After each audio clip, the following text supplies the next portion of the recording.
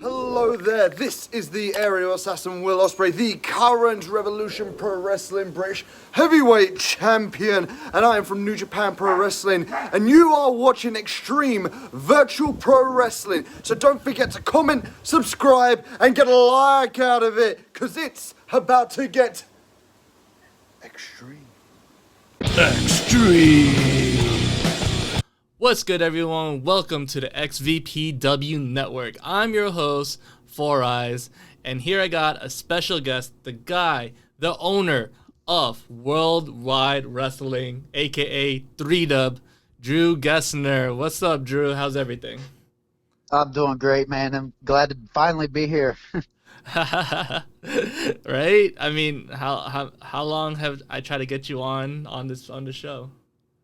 Oh, I don't know. It's maybe a couple months ago you first asked, and then we boiled it down to a couple weeks ago, and now here we are. If you guys haven't yet, check out Worldwide Wrestling. He had two big events, aka the big event, right? Yeah, you had two shows back to back, one on a Saturday and one on a Sunday. What were you trying to do? Like, was this like your Mania?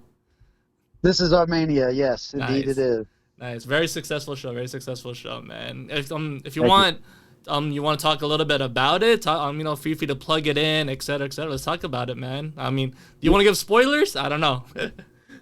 I'll let some people watch it. Maybe in a couple months when I get back on the show, we can talk about some recap of it. But no, it's our Mania. I mean, it's our spot to try to get as many of the guys on the card and gals, of course, and really give a chance for somebody to make something of themselves. That's the time to do it right there. That's what's up, man. That's what's up.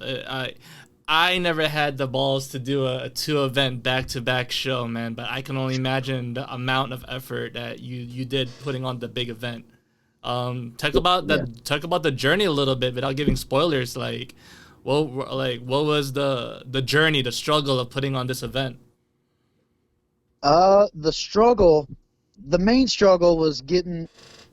If you follow us, we actually had a technical difficulty with the go home show of Takedown, which is our weekly show. So that kind of set us back this year. But mainly, man, I'll tell you the biggest struggle is getting everybody's big event attire. Really? On time, in order, everything, because you only have so many call slots. So.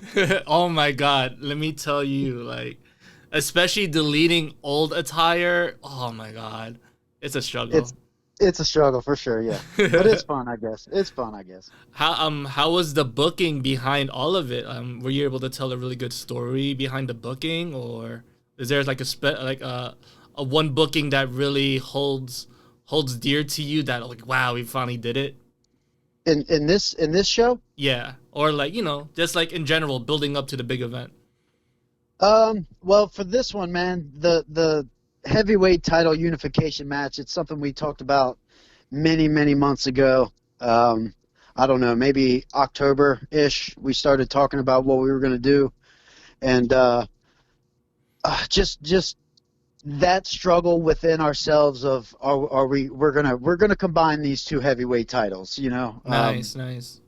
We're the one was for a brand that no longer we're running weekly, so I mean it was an obvious decision, but it was kind of a tough one to do, and making sure we did the right thing, played out well.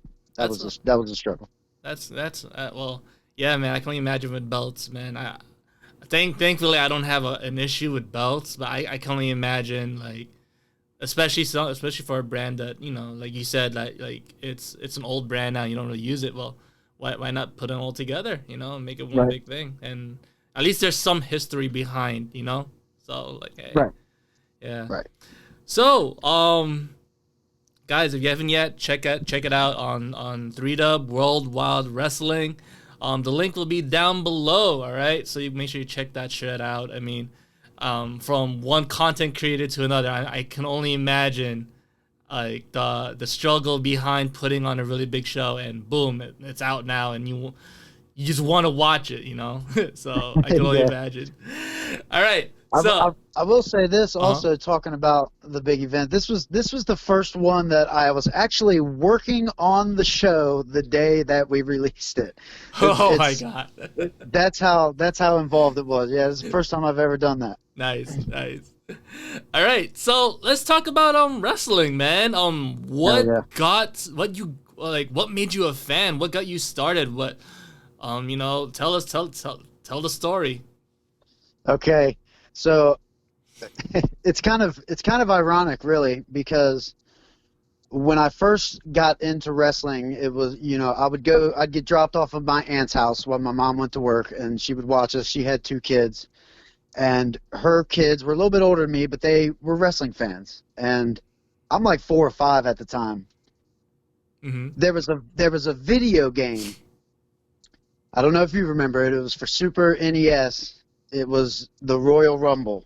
And Yes. it was a special video game, Max, because it had one superstar in it that wasn't in the WWE, all of that time, and that was Ric Flair. Ric Flair. So So that game actually is what got me into wrestling, and it's ironic because now I'm an EFED producer, but yeah, video games got me into wrestling. Interesting. So, have you like watched it? Oh yeah. I mean, I started watching it a little bit, of Mhm. course. Then Saturdays mostly. But, Yeah, the Saturday main event, right? Yep. And then after a while, finally, I got my mom to let me watch Raw at 9 o'clock at night or whatever it was. So it was the Super NES game that got you into EFED. Interesting. Yes, sir. It Yes, sir. Normally, people would say like SmackDown versus Raw or whatever. Oh, or well, no, Mercy. it didn't necessarily get me into EFED. It just got me into wrestling. Into Yeah, wrestling. yeah. Okay. All right, got you. So like time scoop ahead, and then what?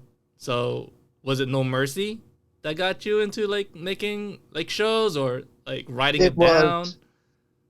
All right. To me, I think it's the best game in the series.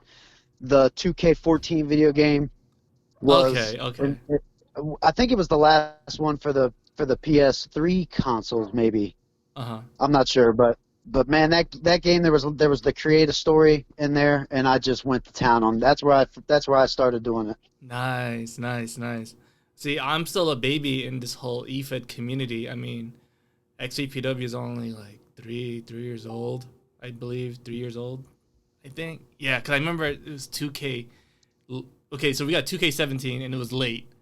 Yep. Then 18, 19, now 20. So, but I don't talk about 20. Man, you want to talk about a blown opportunity. Oh well.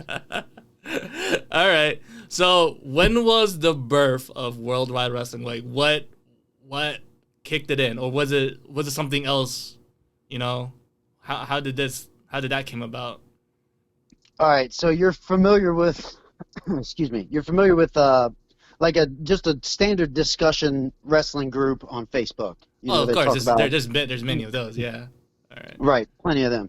That's kind of where it started. There was a guy by the name of Terry who brought in the idea of EFED into this discussion group. Mm-hmm. And we would do some pretty cool things. We would have a poll where we would ask questions of what was going on with the WWE pay-per-views, who's going to win, just that kind of stuff. And whoever scored the most points would ultimately win. Okay. And this we kind of integrated EFED into this, and it kind of got a little out of hand. But that's kind of where 3Dub was born, because we took the idea and then said, okay, we got to concentrate this down into something, and that's where it happened. Okay. Who thought of the name Worldwide Wrestling? I think it was a mix between myself and Matt and Terry at the time, and another guy, Donnie. All 4 of us kind of came up with it. Okay. So who was, I guess, the OGs, like, or the original roster, like, or your legends, as you could say, or your Hall of Famers? we call them the dinosaurs. 3Dub. Okay. Juice James is one of the bigger ones. Matt Eighth Star, Caleb Stone. I hear a lot Those are about some of the, Caleb. Yeah, I heard about Caleb before. yeah, those are some of the names that are still floating around. Brandon Fireheart. There's not very many OGs left, man. Not very many OGs. Yeah, I mean, we take this. I mean, you already know we take this. I mean, I got into it, but we take this to a whole new level nowadays. It's like, wow. Yeah. All right.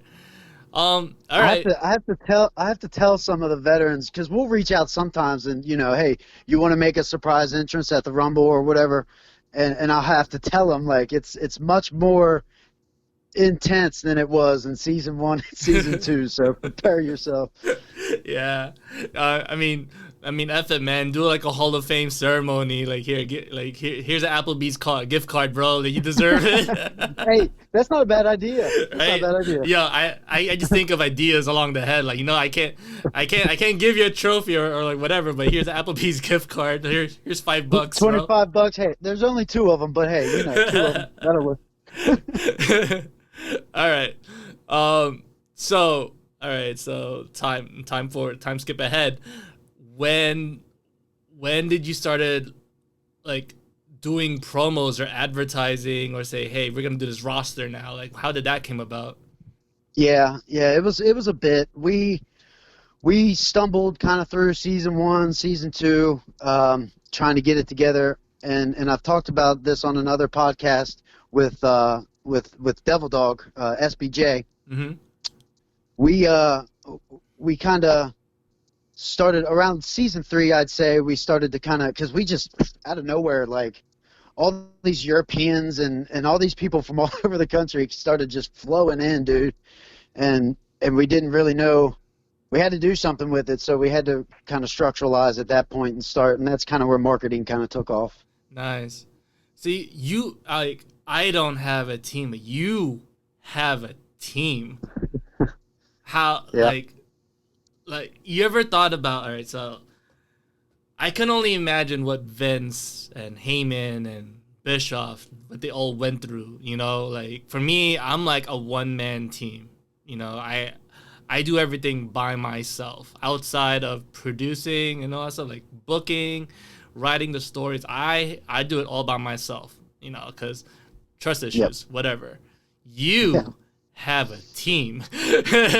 how does that go about? Like, how did you form that, or tell me about it? Well, first of all, it's tough to have a team, man, because everybody's doing their own thing. Everybody's busy in life, and just like talent on the roster, you can't guarantee somebody be there to talk about something at some time or whatever it may be. So it is tough to have a team, but we manage it and we do well.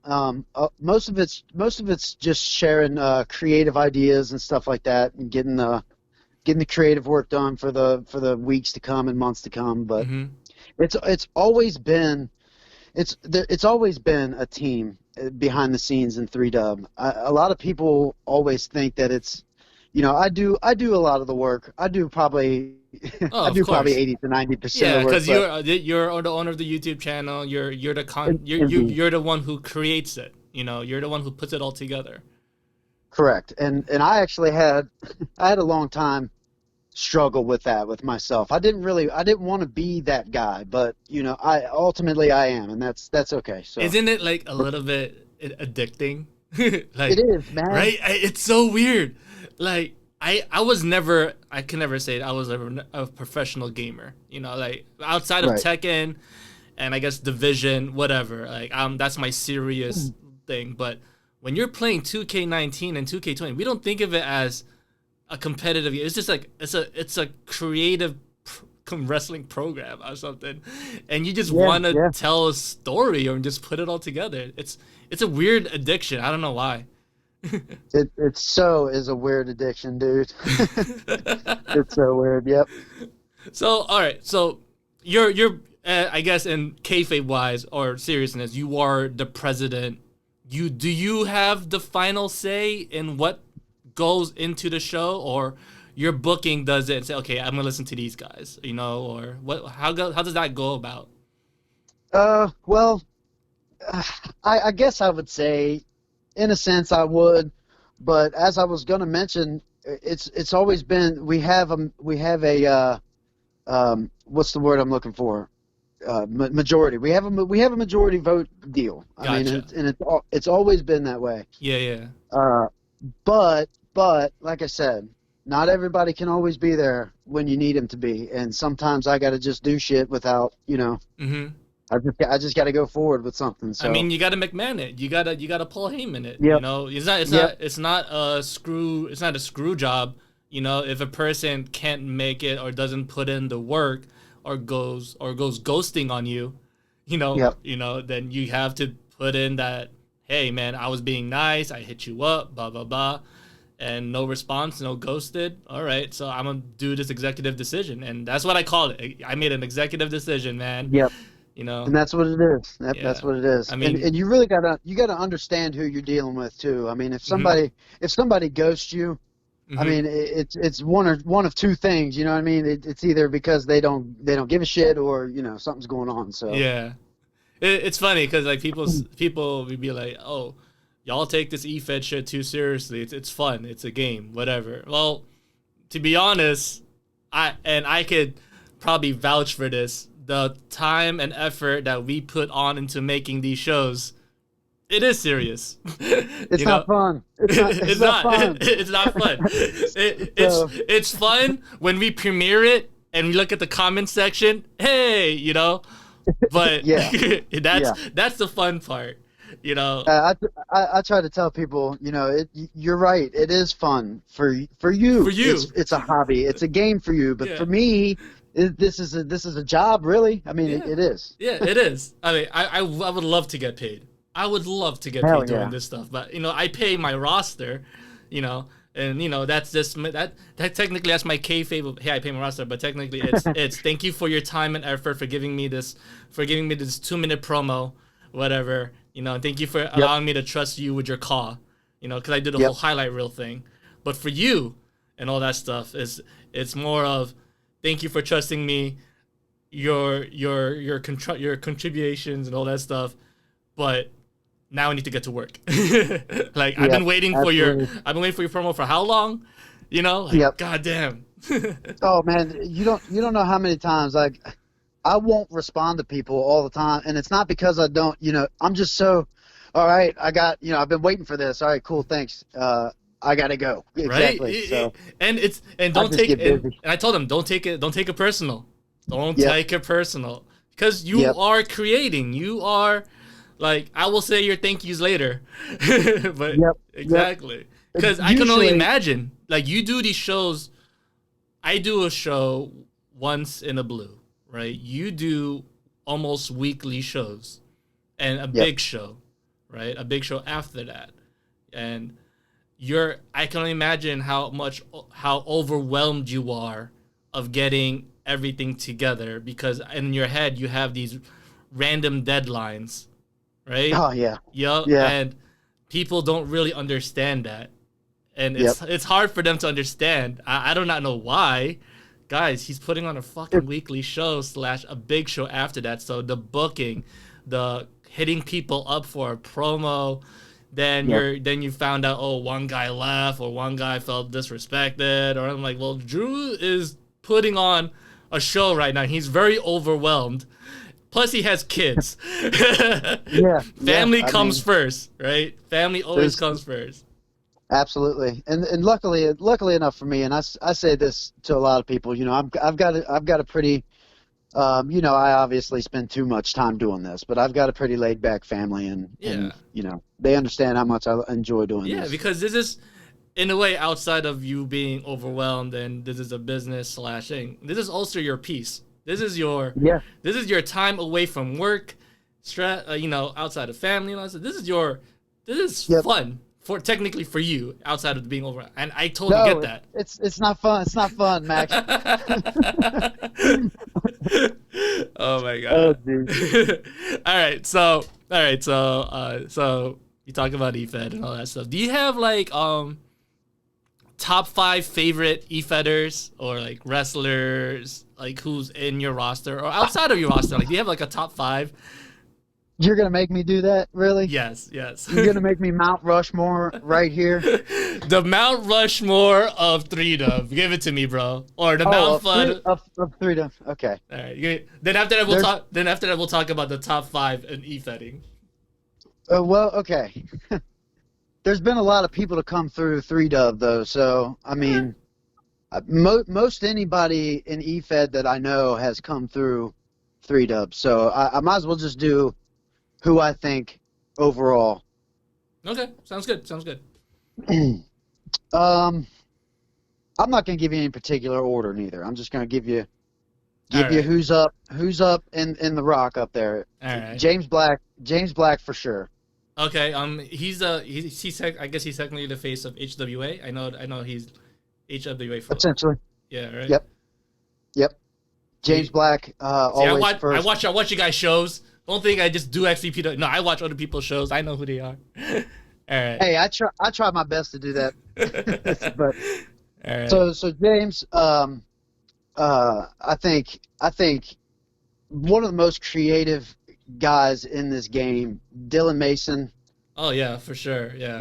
Dylan's I mean, cool. it's hard even if you don't like him. I mean, it's hard to say anything about that. He's very artistic.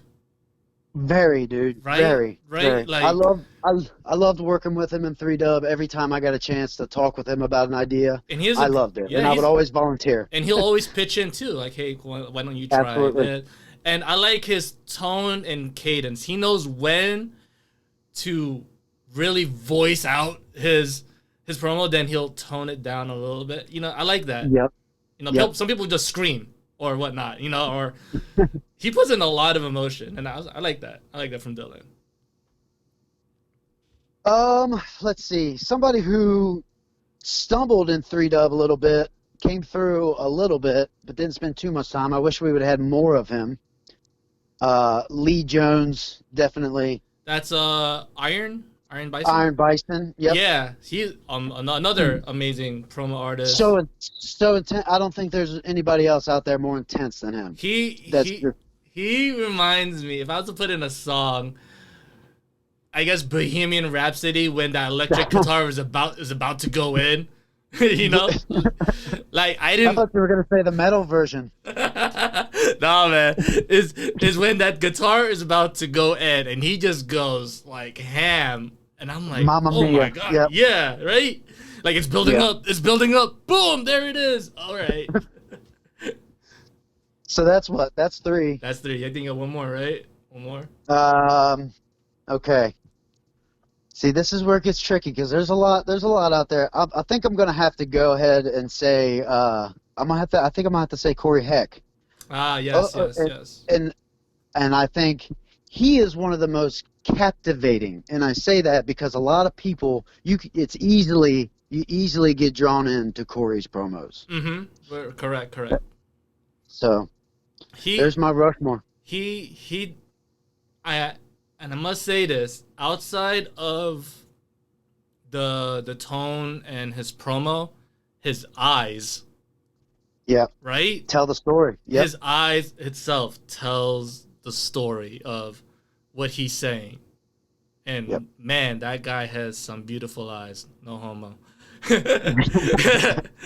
Very, I don't want to say Jake the Snake-ish because Corey can really...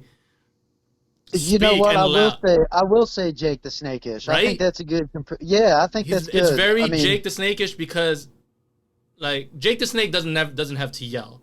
He's very silent, and the fact that he's silent, you want to listen to him very closely. Corey, he has a good tone, and you listen closely, and he'll tone it up just a little bit, but not too much. And his eyes and facial expressions itself just tells that story of, I'm going to cut this amazing promo against you, and you're going to look at my eyes, and you're going to believe what I say. Yeah, you almost feel what's coming before he says it, and then he says it, and it's like, okay. That's a good Mount Rushmore, man. Very good Mount Rushmore. Let's circle back to James because we said something about each one, but James, I want to say something about James. Yeah. James, Mr. Black is the best at drawing the line. Yes, It's yes. very tough to see. He does a very good job of playing that character. You know what's crazy is the fact that the people that we mentioned doesn't get a lot of YouTube time. Like the fact that people who are listening to this, that you have to be part of these Facebook groups, you know? Yep. You know, it kind of sucks in a way, but luckily, like with thanks to other eFetters, especially, you know, like we get to see them like in YouTube, and like, people can actually see what we're talking about, you know? And I think that's one of the things that I like XVPW and certain eFeds, especially I believe they do that now. They're actually showing their promo game, which is pretty cool, you know. And I think In that's, HWA, yeah. yeah, and I They've been dig doing that, that, you yep. know. So it's really Hell good. yeah. It's really good at what they're doing now, and I dig that because these guys are very talented. Like I think of even like, you know, spoken word or whatnot, Yep. because promo games is what makes people get invested into the story of what we're telling, especially in these matches and what we're doing as content creators, you know, because at the end result it is the match, but you want to tell that story because you can only commentate so much of what's happening. You can only, man. So a lot of people, or maybe some people, think that I disregard activity in my league. I guess since we're close to that, we can touch base on that. Yeah. But no, you're absolutely right. I want to make it clear about how I feel about that. Yeah, tell him, man. You are doing something that the future of this industry will rely more on promos, paying the talent. So if I'm a talent, and I say that I'm going to dedicate to your league, and I'm not doing that, then it's probably because either I said it earlier, I'm busy or I'm not. So it's really judging the people, and I think my roster I have a pretty good judge of. You have an amazing loyal roster, like people, and I'll mention them. I don't give a fuck. People like World's Most Wanted, like they are loyal to Rob. Rob, Yeah. when and what he's doing in NEW, loyalty, and that goes a mile away, you know. Yeah. People in 3W, you have a loyal, like I love that, because those are the ones that's gonna be the face of your freaking company, you know. HWA, loyal to the heart, you know. Right. Absolutely. Like, I have some people loyal in XVPW. I give them that, but I have probably 2 to 4 people very loyal to me in XVPW because they got the start here in XVPW, right? Outside of that, there's people from New, there's people from JTV, there's people from 3W. You know, at the end of the day, I know in the fact that they're gonna pick y'all, and I'm not upset at that at all. Because I dig that. I like the fact, you know, because, you know, booking can go so much. You know, I can only do so much, and you know, especially given the reputation of XVPW, the fact that we don't give a fuck, you know, and whatever. We are the ECW of, and I gladly accept that because that's how I run my show. People run their shows very differently. I'm not gonna tell Drew how to run his show. Never. Yep. Never. Drew's never gonna tell me how to run my show. I can only tell Drew so much of. Me running Drew's show is giving him advice of, hey, try this highlight reel, or hey, you want advice here, you know, oh, like what do you think of the viewing angles, what do you think of this angle, what do you think of the music, what do you think of this, and that's not running a show, that's giving constructive criticism. But I would never tell Drew, hey, put the belt on this fucking guy, you know. I would never do that. Drew would never do that to me. But people don't know behind the scenes is that we actually help each other out. We give advice. You know? Yeah. and that's why I love e-fedding. That's why I love e-fedding, because we are content creators, and that's what people in the YouTube community do. They give constructive criticism or / they collab because what? Subscribers and views. Whatever.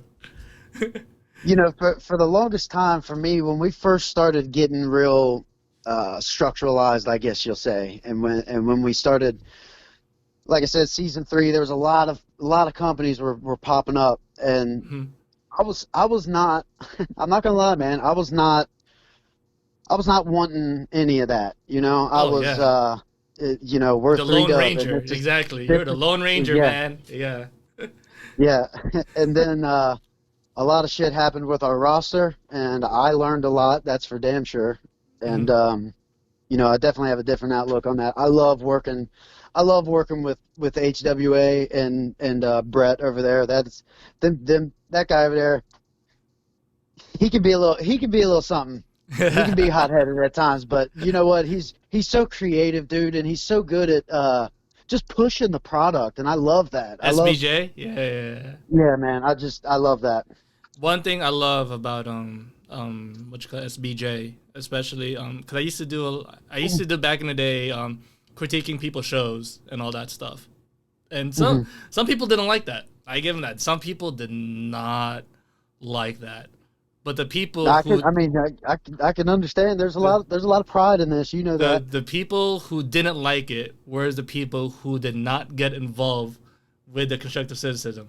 Meanwhile, the people who asked me to review their shows like what I did because it helped them out. It helped them out a lot, And and they wanted more. They wanted more, and I did. I give them more because some people think I may be a god at this, quote, whatever. But you always go to the person who they know what they're talking about and whatnot, and who actually, when you watch the product, be like, holy shit, he's right, And I watch people who I don't personally watch because I can make that better. But I like that idea. I know what he did, and I know what message he's trying to contribute, but I know that I can make that better, And SBJ was one of those.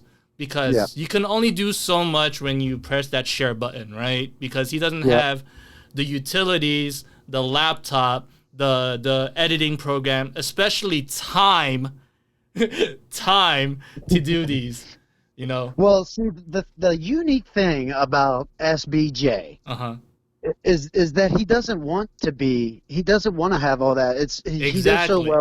He does so well with just promoting.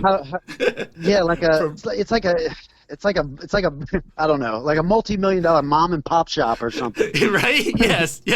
He's not Blockbuster, but he's that famous video rental store that he has all the stuff that he needs. It's perfect for what they're doing, and people love it. So, yes. Yeah. And that's where I give SBJ a lot of fucking credit because he knows how to promote. And in wrestling, you're a fucking promoter. Promote. Yeah. If you don't have the utilities and whatnot, you don't want it, do what else makes it better, and that's promoting. Make it interesting. Make people invested. You know what? He's putting in a lot of work. He's making event pages to watch his freaking product, and I like that because I used to do that, but like I said, I'm a one-man team. So, but the fact that he's collaborating with you that's gonna fucking grow. And I like that because you don't just collab with anybody. That's why I tell people like, yo, should I collaborate? Like, do you know the person? No, not really. Right. Then why are you fucking collaborating with him? Yeah, no, I understand. You only collab with people that you you trust, Yeah. And that's one thing where I'm a little bit iffy of because trust issues and all that stuff, but I love helping and I love all right, maybe we'll try to do something, or whatnot. But that's where I get a little, because a lot of people, it's in this, especially in this community, you already know, egos oh, man. To the fucking roof. Not just between two owners of a federation. It's the egos of within the roster. The talent. It's always a fucking talent. Oh, I don't. I was champion in this one. I was championship in that one. Why can't I be this one? And I'm like, well, I don't know you that well, or you're mentioning irrelevant promotions that don't really Well, and I don't want to feel like I'm bashing it because I don't like to bash. Oh, but no. At the same time, man, you were 7-time world champ. Coming from a company that still uses Michael Cole. It's so true. I mean, we're still relatively new to the commentary game and all that. I'm not gonna lie, but I mean, that's the kind of stuff, That's the kid. I'm like, we're putting a lot into this, man. Exactly, and it's not even just bashing. It's just you got to be real. You gotta be real, and Yep. people are afraid of real. Yeah, man. And no lie, that's how it is in pretty much in real life in general. You gotta be real and that's where I get a lot of respect from, is being real, being honest, and like, hey, I get it. I fucking get it. Yeah. But Yeah. no, bro. Like I mean, as real as you can be with wrestling, right? yeah, exactly. Because I mean, sometimes I'm not gonna sugarcoat something. I'm not, and that's where I'm just honest with people, and that's not people just don't get that of like, why do I gotta do it? Well, you gotta be real, and I can't blame certain people because that's just how it is, and that's how it is in this community is. Yeah. And it makes it worth it in the end, right? It makes it worth it in the end. Like, okay, he's right. I'll start from the bottom. I'll build my way up, and boom, there you go. You got the opportunity of a lifetime. We give you that opportunity. And in a bigger promotion with, where people actually get the views that they want, and in a very active community. So, right. Yeah. I was gonna say something. Damn. Oh man, but yeah, I mean, all right, here we go. The stuff that you love in this community. What are the stuff you love in this community? The stuff that I love in this community that you always look forward to, or like, or well, I mean, at the end of the day, for me personally, and this is, I mean, I like to sit down and watch the product and watch the people interact while it's playing. I think that's cool. But that's just I like watching the product that I create. Yeah. But the passion from some of these people, dude, it's crazy. I've never seen much like it. These people love what they do, and it shows sometimes, and that's really cool. Yeah, that's one of the things I like too. I like that. I mean, I'm in your freaking group, and I'm just like looking at that. I'm like, wow, this guy just did a 5-minute promo, and it's amazing. Or this guy took 5 minutes out of his time to cut this promo on this community, and he just does it for the love of it, and it's 3-0. Like something like that. Like, you took time out of your hands, and now if you look at the comment section, oh damn, the 30 people, 30 it's one of those like, okay, shit. and it's also pretty cool. Not just anybody, man. This kind of thing gives anybody in the world the opportunity to be as creative as they can be. That's true. Yeah. Anybody in the world, man. Nothing can hold you back, really. Mm-hmm. From doing this, and that's another thing that I love. I like that. All right, what a couple things you hate in this community. Or you know what? I'll word it a little bit. What are things you want to improve in this community? There you go. There. That was better. I like that. Well, first and foremost, I want to be up on that fucking Mount Rushmore. So. Oh man, I gotta get my character in gear. To be honest, I think you're part in general. I think that you in my Mount Rushmore of e-feds and whatnot. I guess as promoters or content creators, you're up there for me personally. Oh, I appreciate that. Oh, Max, there's a lot we could change, man. I wish that people understood, and I don't want to say the process of wrestling, but I just wish that people understood that not everybody is gonna main event the card, and that I love your passion and your drive, and you want to be the best that you can be. There's a story that Scott Hall tells when he decided that he wanted to leave the WWE, and you hear about it all the time. people going to Vince McMahon and asking him, what can I do to be better? How can I get? And he said nothing. You don't need to do nothing to get better. I just wish that people would understand that. You know what I mean? Oh my God, I can. Main And event. it's yeah. I get totally it. get it. You know what I mean? I get it. So yeah, I totally understand the whole main eventing / being the face / being a champion, because luckily for me, I make very executive decisions and I'm very strict in what I I preach what I you know, it's what's the saying? Preach what you say or some shit like that. Talk what you preach. What's the word? Oh my God, what? It's whatever. Yeah, somebody in the comment section after listening to this, preach what you say. I don't know, but Whatever. do what you preach. I don't know, whatever. But I feel you. I always tell people, like, do you think you're a main eventer? You know, I ask them that all the time. Like, do you think you're a main eventer? You know, like you look at this guy's promo, you look at that guy's promo, and now you look at your promo. Do you think you're a main eventer?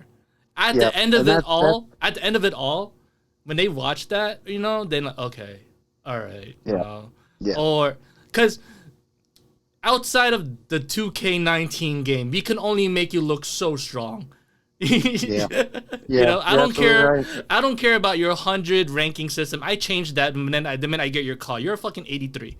You know, nobody's 100. Is there, Drew? Is there somebody who's 100 in your roster right now in your ranking system? I'm gonna tell you right now. In Universe, they give you those stupid perks that bump them up to 100, and that shit pisses me off. So no, you're right. Exactly. I changed the attributes too. That's another thing with attire and changing attires and stuff. People don't understand. All right, well, I gotta change your attributes and all that shit too. Right? I tell a story, and because when we're creating these stories, right, we do our best to look at. Well, this is what I do. I don't know if you do this. How can I retell that story, but in my show? You know, I take certain storylines from WWE, ECW, WCW, whatever, Impact, and I do my best to tell my version of that story, and I pick who in that roster resembles that type of person. You know, I think that's interesting. I like that. I remember, and I think you have him in your roster too. Noah Youngblood. He used to be in 3-Dub. Yeah, right? So yeah, I know of him, yes. Noah Youngblood, when I saw him at NEW, and I was like, I like this guy. And the minute I saw him at NEW, I'm like, he's like an underdog / he looks like the future of like he looked like to be the future of like a promotion or something. He looks like, you know, he was my Daniel Bryan. He's like my underdog. He's, you know, and I'm like, I want to get him and put him in XVPW. And guess what? I got him in XVPW, right? He's not a main eventer. Yeah. But my God, if I book him right, people's going to say that he's going to be the future of EFED or the future of XVPW. And when I told that story of him in the Extreme Gauntlet, he knocked down like, he knocked out 4 people. Was it? Yeah, 4 people and whatnot. But of course, my main eventer, the face of my company, pinned him. 1, 2, 3. No, I think he made him tap or some shit. I don't know. He made him tap. But for Christ's sake, he was the talk of that night. In the comment section below, he's like the future, you know. And I got to do safe booking with him because I know for a fact, you can see it, the way he cut his promos and everything, that he's going to be the future. And that's what I told. That's why I tell people, like, yo, don't rush it. Don't think. Don't no egos. Whatever. Just let it happen naturally, because that's what's gonna happen when you do these type of bookings. Is that you gotta make yourself believable. Make yourself sound like, you know. You can only say that I was future champion of this. I was the future champion of that. I was former champion of this. You know, I was former. Like, okay. You know, I don't need to know your fucking resume. It's my show. You know? That's great. I mean, that means that you can hold some water, but let's see what you can do here. Exactly. You know, and I don't understand. It's just weird. Like, like I said, their egos, man. Their egos of I want to main event this. I'm the face of that. No, you're not. You're not believable. And another thing is, by the way, I wanted to mention that Noah. I was very disappointed about losing Noah. I really like Noah. Yeah. But another thing in wrestling is that, and it ties in with the main event. You don't get hired on. You get hired on to do a specific job. I mean, that's what it is. You're hired to put somebody over, or you're hired to be in the hardcore division. You are a hardcore wrestler. Yeah. Or you know what I mean. You're a tag team guy, or you're a mid card, singles, whatever. Mm-hmm. That doesn't mean that you don't have the opportunity, and you got to show that in your show, and that sucks at times because you give people opportunity that maybe doesn't. Yeah, that sucks at times, but. Like the way I think of it, especially for losing, I always thought luckily for me in my roster, people don't care about losing, but yeah. I always tell people, look at fucking Mick Foley and the amount of people he fucking put over. Yeah, man. Yeah. Like, Jake too. Speaking of Jake earlier, Jake did it. Mick Foley never complained. I don't think he complained. I was listening to fucking Kurt Angle's podcast, right? I listened to that lately.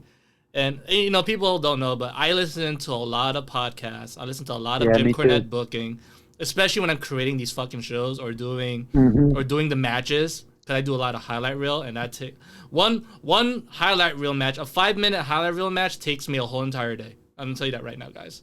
Highlight reel is not fucking easy. Yep. But I do it because I personally love telling a story, especially in the ring. And I listen to a lot of these podcasts, especially on my days off, especially when I'm working. I listen to these damn podcasts. And I like hearing people, especially Kurt Angle, say that it was my job because as amazing as Kurt Angle is and the beast of a technical wrestler he is, the amount of matches he never mind doing a job for another person. He never mind being the crazy, funny, stupid gimmick. Because and what's crazy is I know how much of a badass Kurt Angle is, especially in his TNA run. But during WWE, he didn't mind putting on this fucking stupid hat. He didn't mind doing this fucking jokes, And it's some of the best shit. And that's what he was known for. But you knew how bad of a technical wrestler he is, and the fact that he can F you up. We don't get that in EFED. I personally don't think we have that in EFED. We don't have guys who are down to do something like that to put somebody over, because all they want to do is win, look strong, and do a fucking super kick and do a little stupid gauntlet. Oh, but if I lose, I'm gonna change into my demon gimmick. Like, stop. Like, yo. All right, look, check it out. So and I agree with you. Right? Over the years, though, it definitely has. It's gotten much better, though. Yeah. Over these past couple years, I would say when we in season 3 when we had that massive flood of people just come in, it was like that at that time. So imagine like 30 new people and all of them claiming to be world champ.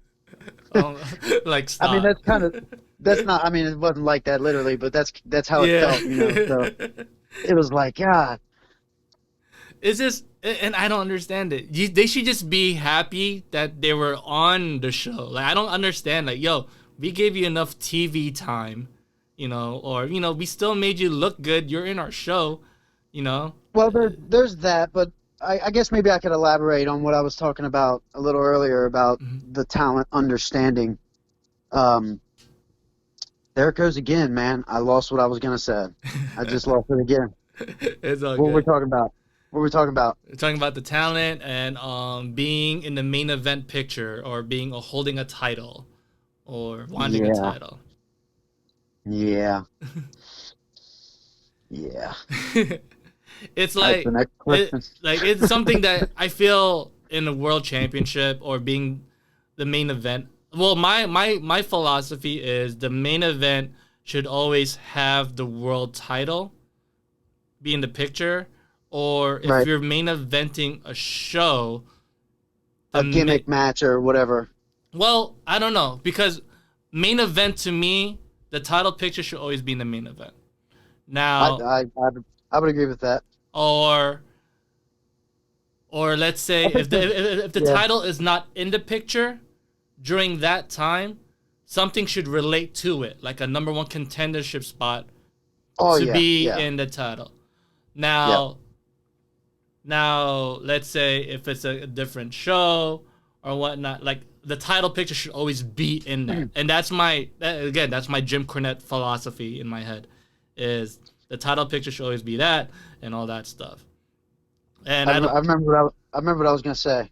Yeah. Storytelling. Duh. I mean, that's. Oh yeah, of course. That is what wrestling is. I wish that people would understand that this is all about storytelling. At the end of the day. At the end of it, exactly. Yeah. At the end of the day, it's all about storytelling, and to me, everything is a work. Yeah, I mean, it is. Like, fellas, like I'm gonna be honest with you right now.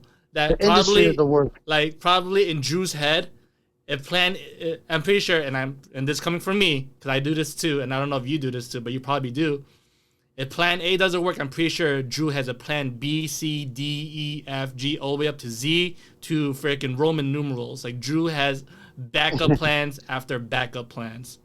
Yeah, pretty much. And just like that, because I got a doc, so that you got the numbers and then the Roman numerals if you indent. So, yeah, just like that. Yeah.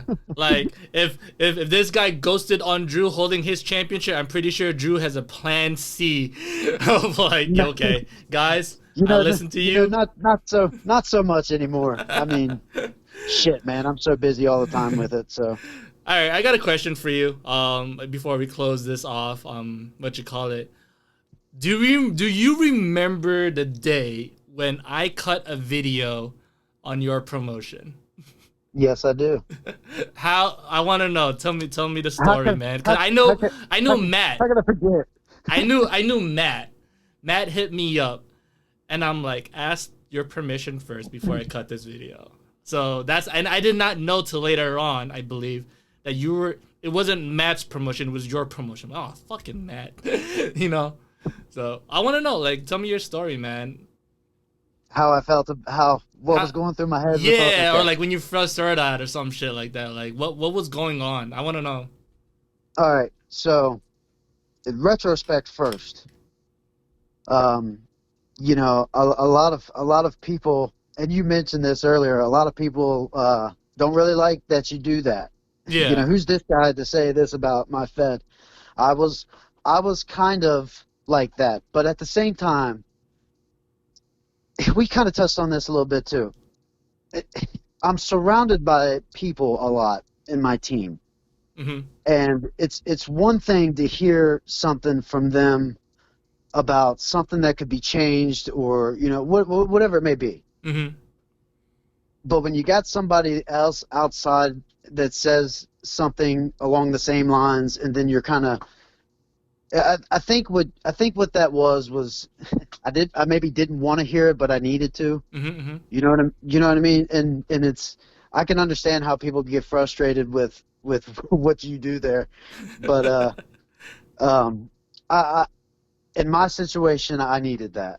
Yeah. I really did, because I know how creative I can be, and I took a look at some of your stuff. Don't think that I didn't. When you did that video, I took a look at some of your shit and was like, well, this guy knows what he's doing, at least. So,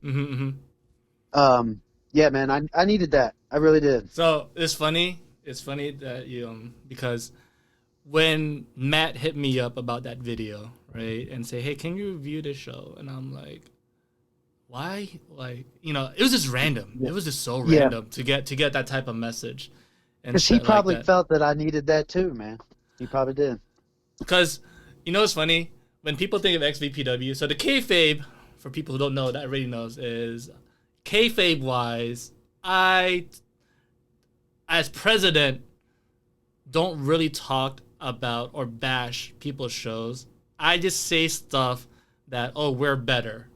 Because you know, what wrestling... Paul Heyman. Right, Paul Heyman did it. Exactly. You know, what wrestling federation doesn't say that we're better? AEW says that. We're that. You know, Heyman was saying it about the WWE while he was working for them. Exactly. You know, and that's the kayfabe story of the of what we are, because Right. we're not like everybody else. We're the extreme alternative, all that stuff. Yeah. There's other alternatives out there for you to watch, and I say the word alternative because during the birth or when they were trying to think of AEW, or when they're about to advertise it, they say that there's other alternatives out there outside of WWE. We're trying to do that, and I want to say, okay, I'm gonna use that, and I'm gonna call it the extreme alternative. So that's the kayfabe of that. But deep down, me, right now, personally speaking, when I thought of doing that fucking video and whatnot, I thought of it as educational and say, I'm gonna give this guy constructive criticism of how I would personally do things. I said, was I your first? Yes. Well, I wasn't your first. No, you were my first. Because I remember I did a post. I did a post about that. I did a post saying, hey, if you guys want to review your shows, I would. Because a lot of people were asking me back in the day, and I'm not going to mention names too, because they want to protect their credibility. Like, damn, you hit up fucking Max and shit like that. Fuck his show. Like, he's known for bashing other people's shows. Why the fuck would you do that? And I'm like, but I was like, all right, I'm gonna be that guy. So you were my first, because I remember Matt hit me up. And I said, I'm going to do this as educational as possible and say, hey, this is what I personally would do to make this show a little bit better, or, to make it more appealing. Because the way I think of eFed, outside of our little private groups and Facebook groups, I want to make eFed to the point where not Facebook people only watch it. Bro, yes. That's my goal when I do XVPW. I want to get that random viewer, the casual viewer, who types WWE2K and be like, holy shit, what Look the at hell this. is this? Because to be honest, I think that's our personal goal at the end of this is, as much as I respect the Facebook community, because this is how it got, I guess, started, I want to get those people, the casuals, the random viewer who watches our stuff and shares it to other people. It started in email and geoscripts, but yeah, that's kind of what I'm talking about when people say that I don't, whatever with activity. Mm-hmm. At the end of the day, the people that are going to matter are the people that come to watch your show on YouTube. Yes. They're not going to go to your Facebook page. Mm-hmm. And that doesn't mean that whatever happens on the Facebook page doesn't matter, because you said it best. You need that talent to carry your stories. Yeah. Exactly. You got, if you don't have talent, then you got to have that talent to carry a good story. Exactly. And that's why I like collabing, not in a way of promotion, team up with our promotion, but if I say, hey, I got Dylan Mason XVPW, and of course, in commentary, I'm going to say, yo, check Dylan Mason out on 3 Right. blah, blah, blah. That's my way of giving back to the community. Because as Maximilian, the commentator, he is neutral as fuck and doesn't bash other people's promotions and whatnot, because he's neutral. That's why I learned the commentary. You got to be neutral, especially if you're a one-man team. There's no picking one side or the other. It's your job to promote and whatnot. Oh, check out Dylan Mason. That's what I did. From 3-Dub, from, NEW, blah, blah, blah, Dylan Mason, all that shit. Or Noah Young. And that's the cool shit. Yeah. It's the whole saying, you scratch my back, I'll scratch yours. Yeah. Because I'm not going to break character as fucking president, Right. Like, at the end of the day, it's fucking television. Television equals story. When you're watching television and whatnot, that's what I learned from Vince Russo, is when he did Attitude Era, it's all about the fucking story. It's never about the wrestling. The wrestling is at the end. But there was no fair match in the Attitude Era. They were just working off what people thought of the audience and what ratings pulled in, Because your attention, your attention span can only last so much, especially on YouTube. Attention span on YouTube is fucking like a goldfish. That's the car wreck here. You have wrestling, which is hold on, give me a minute, and then you have social media that is like, no, give it to me now. Exactly. A lot goes on these fucking eFeds, especially our shows. And people need to, personally, I don't want to say understand it, but if you're a content creator and you're a YouTube creator, like, that's why when I do these matches, there's a lot of pop-ups, you know. There's a Yeah. lot of fucking pop-ups. You want to get that. My goal is to reach the casual viewer at the end of it all. You know, that random viewer. You know. Yeah. But Drew, my goodness, man, we were about to reach an hour. Hey, you didn't even think. You never thought this was gonna happen, did you? You never thought. No. But Hold on. Yeah. Hold on. I wanted to ask you though. Yeah. Ask me about that video that you did. Mm-hmm. So, did you expect me to come back the way I did? Let's see. Not that it was phenomenal or anything, but I mean, were you?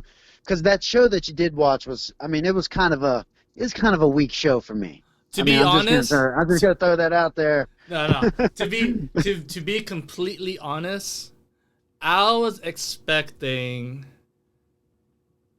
Wow, I'm trying to think. I'm not trying to sugarcoat it. Because I knew when you were doing it, I could see you.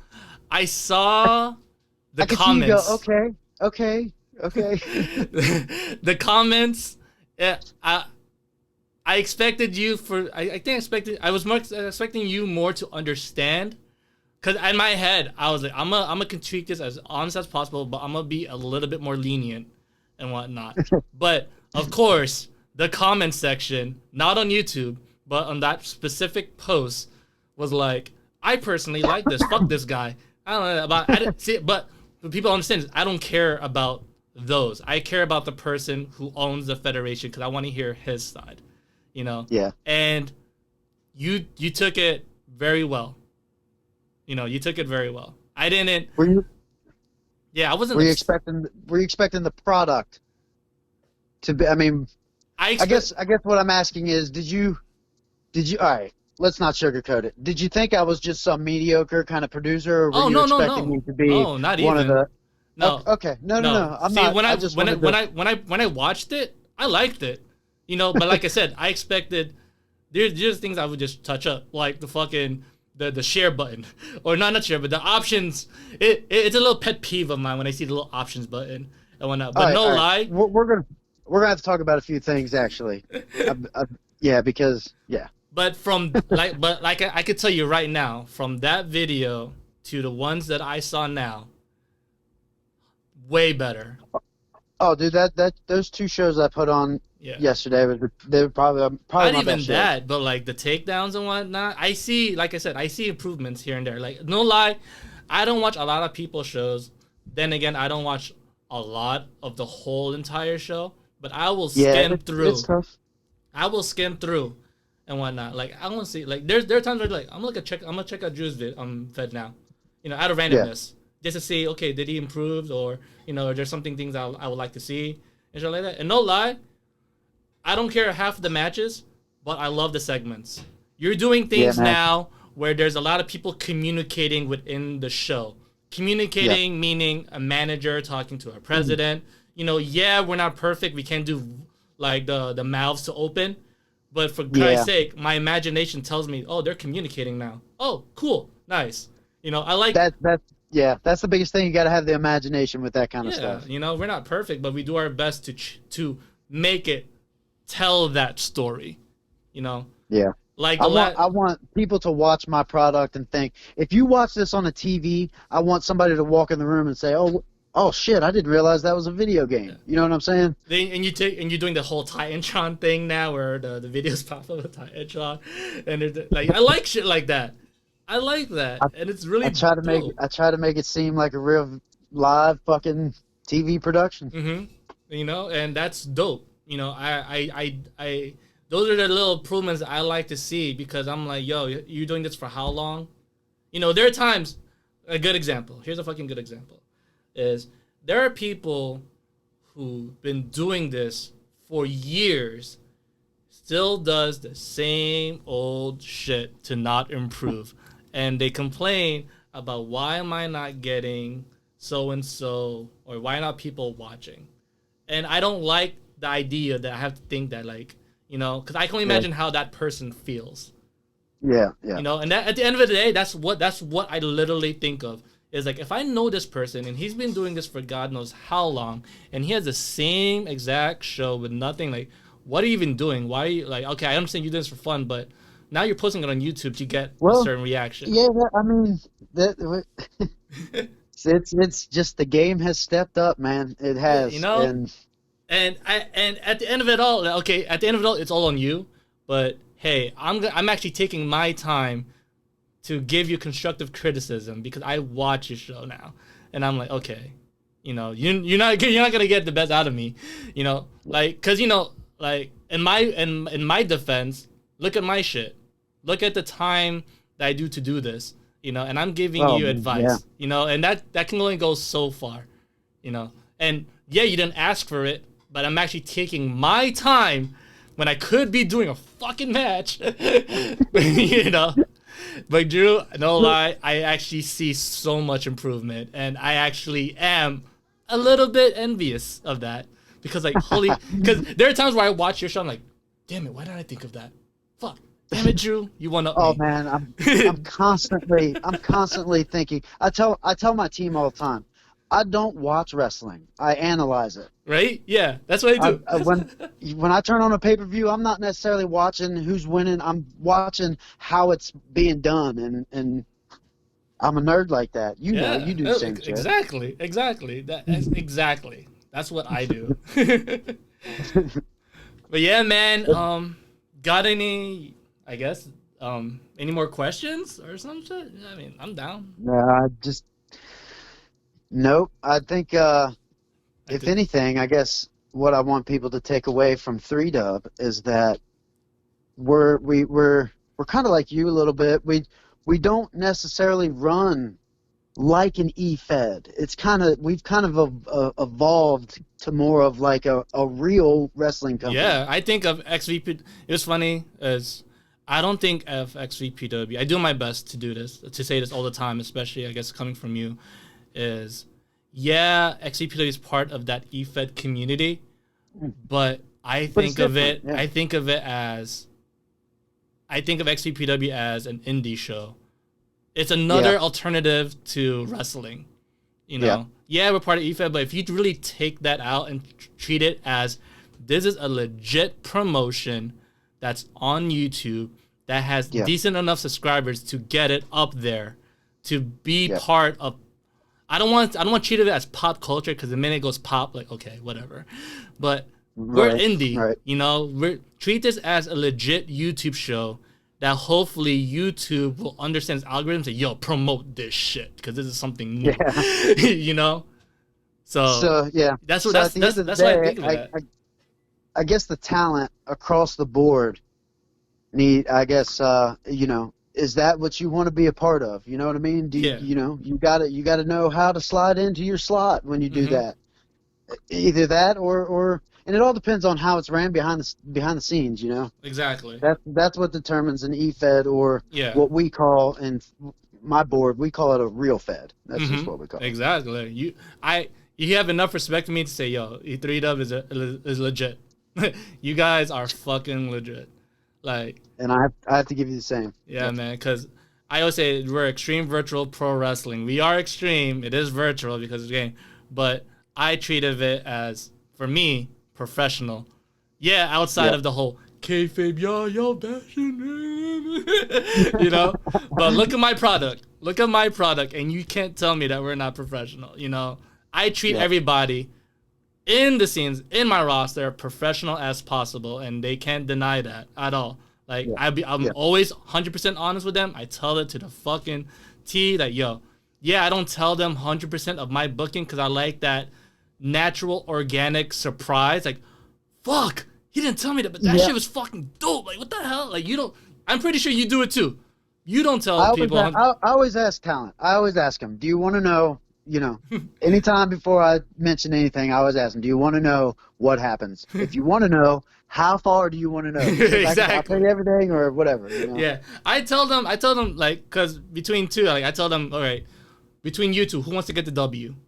At the end of the day, okay, I'll make that decision. Okay, he wants the W, he wants the W. All right, I'll give him the W. Or I tell him I'm going to tell you, you're going to lose right now. How do you feel? Like, you're not going to go over in this one. I'm sorry. Here's your $25 Applebee's gift. You're taking the L this week. So. You're getting paid either way, but I'm gonna tell you right now, you're not getting the W. Oh, that's good. Oh man, but yeah, man, nice talking to you, Drew. Man, if you want, plug in your show, bro. Plug in your show. Yeah, for sure. Make sure to check us out, Worldwide Wrestling on YouTube. I think we talked about this, you and I. Is it youtube.com /C/Worldwide Wrestling. There you go. And I don't know how to change it, okay? Because I'm just a producer, and I do my best in every other area. Yeah, man. Check out Drew's 3Dub. I will put it on the description down below for y'all. Check out Worldwide Wrestling on YouTube because they are part of the Extreme Connection. No, just kidding. That's cool. Cream of the crop. But yeah, outside of that, make sure to check out also tomorrow the president of Xtreme Virtual Pro Wrestling, Scott Adams, and Zulite the Great will be paying a visit to Lit Wrestling at their show, Doomsday 3. Check that out tomorrow. Link will also be down in the description. And also, guys, if you guys want to know the future of Extreme Virtual Pro Wrestling, well, I'm doing my best to premiere the next episode of XNW Episode 3 on April 9th, on Friday, the day before WrestleMania. So be sure to be on the lookout for that, man. And Drew, the hype is real. The hype is real. Drew, thank you again for being a guest on the show, man. It's a real honor, and I'm happy we actually got to do this conversation. Yeah, man, it's been a pleasure. We'll do it again. For sure. All right, guys. Peace out. Later. Later, bro. This is Nick and Matt Jackson, the Young Bucks. You're watching Xtreme Virtual Pro Wrestling. Extreme.